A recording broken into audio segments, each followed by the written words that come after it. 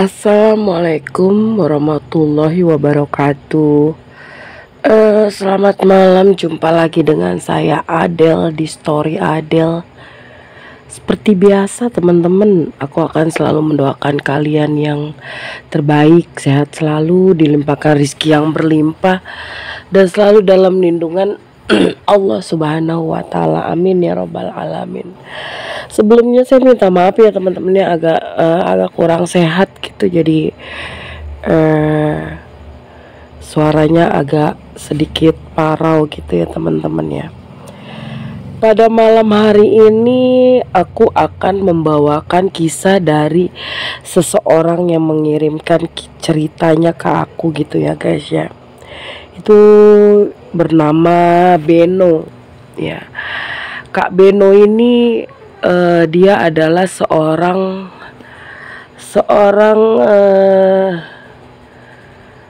apa namanya ya, pekerja, bisa dikatakan pemain film atau apa gitu ya guys ya, tadinya gitu sebelum dia menekuni pekerjaan yang sekarang gitu.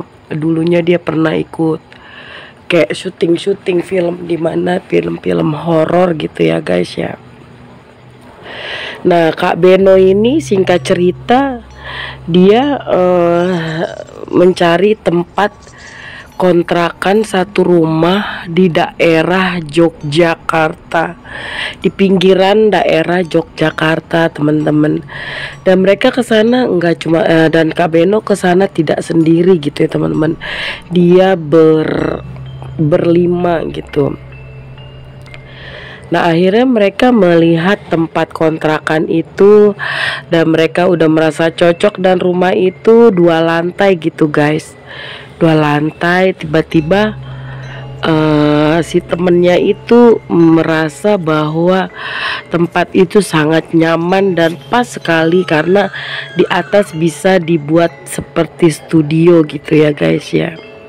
Oke teman-teman, singkat cerita, setelah mereka menempati rumah itu, awal-awal pertama dia menempati, ada seorang temannya gitu yang merasa ada kejanggalan di saat dia membutuhkan, seperti dia mau merokok gitu. Nah, korek api itu teman-teman ada di dekat dia gitu, tapi ketika dia mau ambil gitu, tiba-tiba korek api itu sudah tidak ada gitu guys. Nah, sampai dia putar-putar cari kan, soalnya berapa saat itu dia udah melihat bahwa korek api itu ada di situ. Makanya dia samperin, dia pengen ambil. Ketika pengen diambil, korek apinya tuh tidak ada gitu guys ya. Diputar-putar, akhirnya ketemunya lagi di mana teman-teman, di situ lagi gitu. Dia udah sekian berapa menit nyari gitu ya, berapa lama nyari, tahu-tahu dia lihat di situ-situ juga gitu ya teman-teman. Itu merupakan itu salah satu yang buat dia merasa ada kejanggalan gitu ya guys ya. Nah, setelah itu teman-teman, ada lagi temennya itu merasa keran air itu nyala sendiri gitu, dan dia bercerita ke si Beno itu, Kak Beno, bahwa tadi malam dia sedang duduk-duduk dan kalian tidur semua, tiba-tiba keran itu menyala, dan temennya itu bilang, saya mengecek kalian semua tidur, dan dia mencoba untuk mematikan keran itu, tetapi keran itu tidak terbuka gitu teman-teman, tidak ada air yang mengalir gitu ya guys ya. Setelah itu menjelang esok paginya, si Kak Benonya ini merasa dia tuh kayak mau menceritakan ke temen-temennya, tetapi dia takut gitu, padahal si temennya ini udah merasakan juga udah mengalami hal-hal yang dicurigakan gitu, bahwa itu adalah sesuatu yang bukan yang terjadi bukan karena teman-temannya gitu ya guys ya. Singkat cerita teman-teman, suatu malam tiba-tiba si temennya ini lagi di kamarnya, dan kamarnya dia itu ada satu jendela teman-teman, jendela di mana dia sedang berdiri habis mandi menyisir rambutnya, tiba-tiba dia melihat di jendela itu seseorang lewat gitu guys. Ketika dia lewat itu, dia nyamperin dan dia melihat ada nenek tua yang lewat dan dia menengok ke arah temennya itu dan dia teriak-teriak teman-teman. Dia teriak-teriak, semua temennya itu datang termasuk Kak Beno menghampirinya gitu ya guys. Nah ketika menghampiri, mereka bertanya semua ada apa gitu. Tadi gue ngeliat, katanya, gue ngeliat nenek-nenek bongkok dan rambutnya putih, dia lewat dan gue langsung gue kejar ke jendela, gue lihat dia nengok gitu dan gue ngeliat banget mukanya gitu teman-teman. Akhirnya mereka saling pandang ya teman-teman. Di situ mereka mulai merundingkan sebenarnya ada apa di tempat ini gitu ya guys ya. Dan ketika saat itu juga mereka sedang berkumpul, dan yang temennya ini mengatakan bahwa ya udahlah nggak usah dipikirkan gitu. Nah setelah itu ada temennya Kak Beno dari Jakarta yang bisa dikatakan seorang spiritual dan mengerti hal-hal seperti itu. Jadi diundanglah oleh Kak Beno untuk melihat maaf ya teman-teman, di rumah itu sebenarnya ada apa. Singkat cerita temennya sampai di Jogja gitu guys. Nah ketika sampai di Jogja, dari mulai dia masuk temennya itu mereka semua berpegangan tangan gitu, merasa takut gitu ya teman-teman. Ketika temennya masuk, dia merasakan ada hal sesuatu yang harus dia lihat naik ke atas lantai 2 itu teman-teman. Dan akhirnya mereka mengikuti temennya Kak Beno yang spiritual itu, yang bisa gitu ya. Akhirnya dia naik. Nah di situ terlihat ada satu bak gitu ya guys. Dan bak itu sebenarnya menurut temennya Kak Beno itu, bak itu tidak boleh kosong gitu guys. Jadi bak itu harus ada airnya gitu. Jadi mereka tidak mengganggu gitu teman-teman. Mereka tidak mengganggu kalau bak itu diisi air gitu.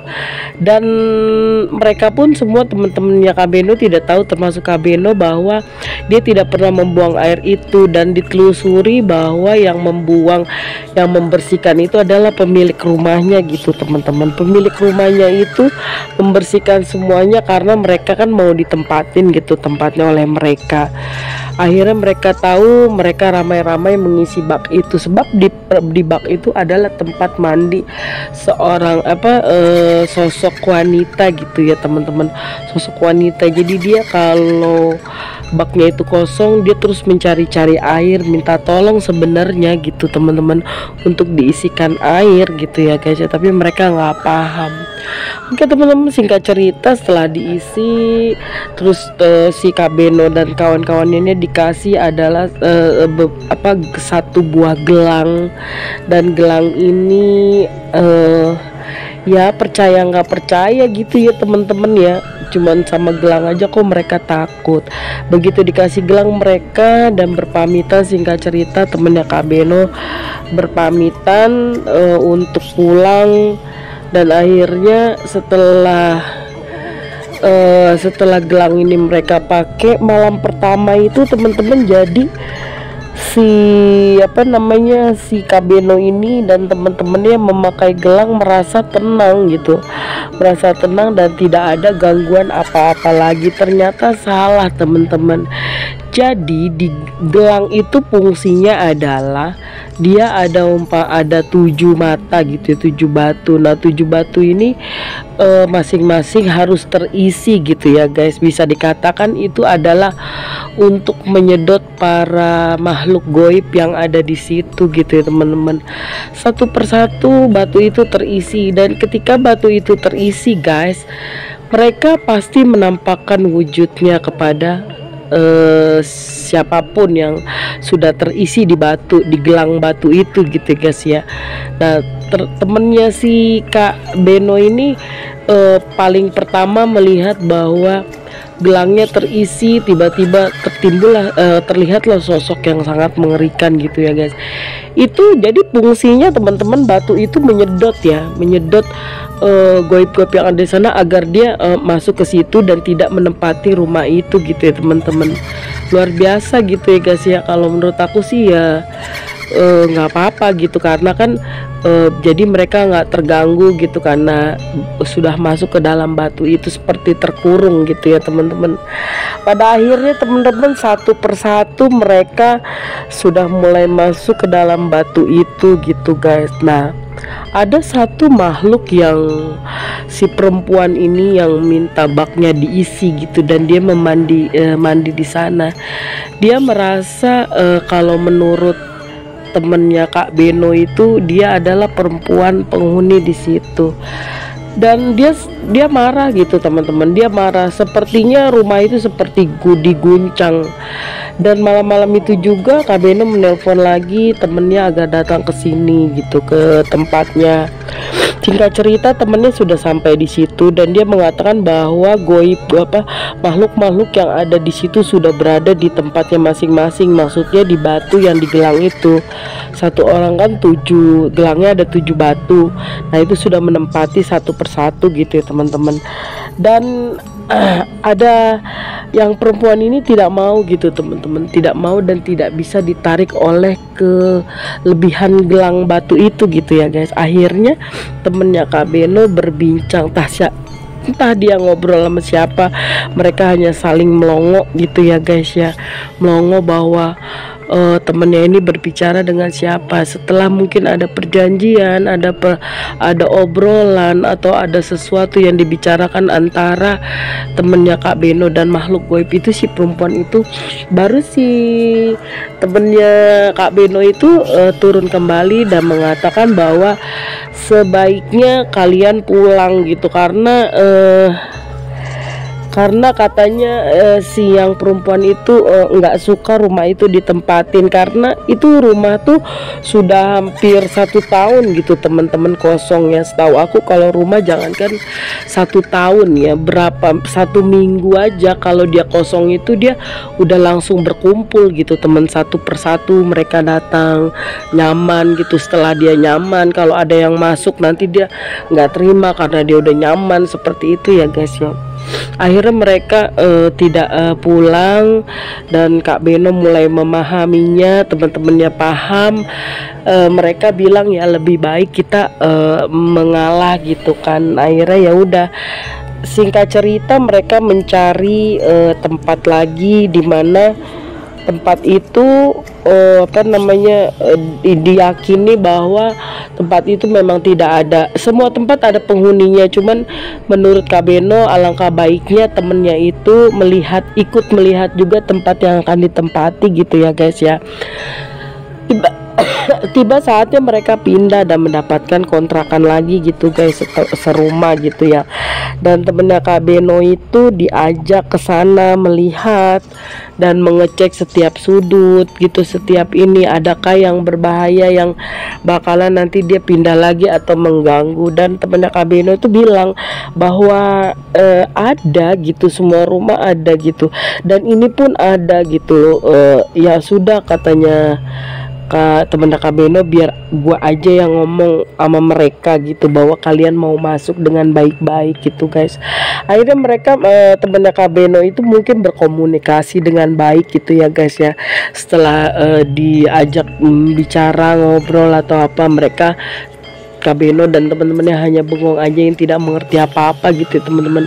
Dan ketika saat itu juga si temennya Kak Beno menyatakan bahwa kalian boleh tinggal di sini asalkan ada pantangannya. Kalian tidak boleh teriak-teriak, kalau tidak boleh asal ini kalian harus permisi, seperti itu gitu guys. Sepertinya ada apa ya namanya, ada makhluk yang tidak suka kita seenaknya di rumah itu gitu teman-teman. Akhirnya mereka sudah dikasih tahu tidak boleh apa dan tidak boleh bagaimana, akhirnya mereka menempati rumah itu. Dan alhamdulillah teman-teman, di situ Kabeno sholat, teman-temannya juga sholat, mereka dipesan harus sholat, terus lebih banyak ngaji dan adem ayem aja gitu guys, sampai mereka selesai urusannya, sampai mereka rapih dan rampung pekerjaannya. Pada saat itu juga selang berapa minggu mereka sudah akan kembali ke Jakarta gitu guys.